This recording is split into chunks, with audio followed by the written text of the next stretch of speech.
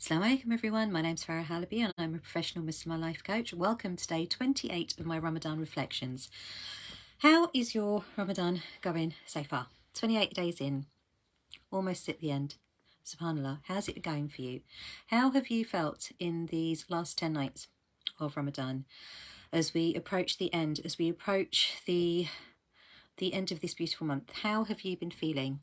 Have you been experienced that Ramadan fatigue that happens for some of us towards the end, where it just gets a little bit harder to wake up in the morning for suhoor, or it takes a little bit longer to do the ibadah that you want to do, or you're feeling a bit tired from all of the ibadah that you're doing, maybe staying up, or you're feeling tired from thinking about all of the ibadah that you're not doing.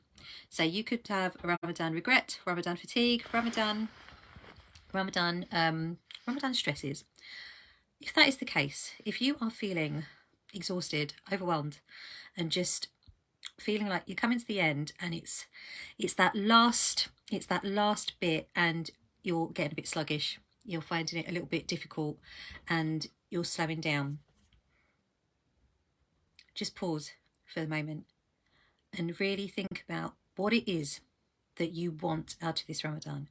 What were your intentions? What do you want Allah subhanahu wa ta'ala to know of you? What did you try to do? What did you make time for? What did you prioritize? What did you actually do?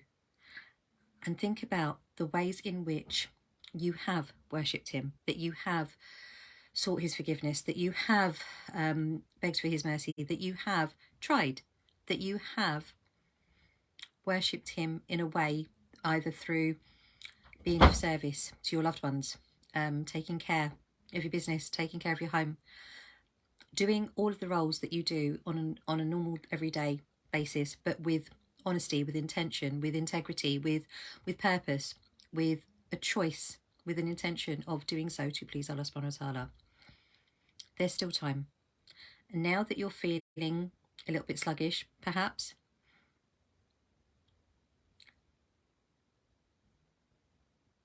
I've just got this.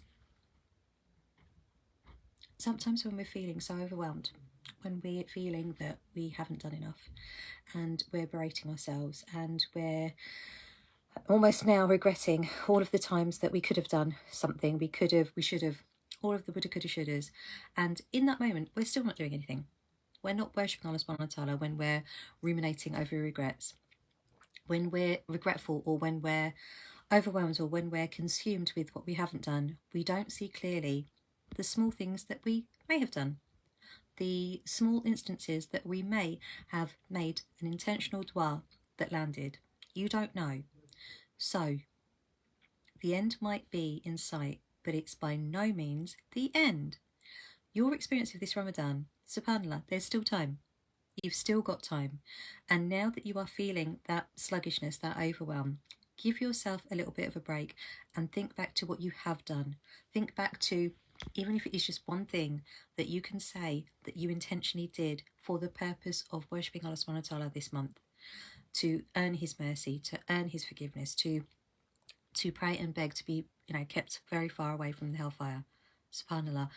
What small thing can you recollect that you have done? What have you performed that has been an act of worshipping Allah subhanahu wa ta'ala this month? And think about it, and think about it some more. But make sure that when you're thinking about it, you're thinking about how it made you feel, because that is what is going to urge you and spur you on. That is what is going to give you that motivation. Thinking about all the stuff that you've not done, thinking about all the regrets that you've got, not helpful, not serving, not inspirational. They just lead to feeling more heavy, more sluggish, more tired.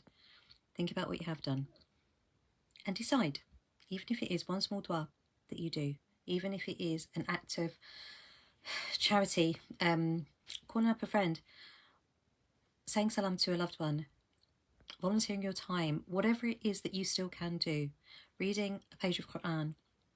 If you can't read a page, a couple of ayahs, something is better than nothing. But the more that you stay in overwhelm and regret there is no worship going on there. There is no connection to Allah subhanahu wa ta'ala. There is just you in your mind, in your thoughts, bringing you further and further down. Inshallah, I pray on this odd numbered night that you are able to eke out every last drop of the blessings that are on offer potentially this night, whether it be whilst you are, I don't know, doing your work, if you're studying, if you're nursing kids, if you are working, if you are, if you've got elderly people to look after, if you have got roles and responsibilities that you need to perform this evening, doing that with intention, doing that for the purpose of pleasing Allah subhanahu wa ta'ala and making dua, making dhikr, just any small thing that you can do on rote in your mind that connects you to Allah subhanahu wa ta'ala, and know that He hears you. Know what you have done. Think about what you have done. Give yourself. A client of mine said today that that she felt that she was being like she's feeling very selfish in trying to gain the rewards. In the times that she can't fast, she's still, you know, feeding her family. She's still preparing suhoor for them, still preparing iftar for them, even though she could, you know, be laying in, but she's doing that. And she said that she said the word, I feel, you know, I'm being very selfish. I want all these blessings.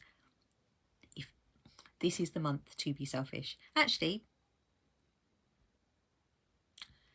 being selfish in wanting the rewards of Allah subhanahu wa ta'ala, isn't that what we're all after? Because no one can worship Him for us. No one can earn His blessings for us.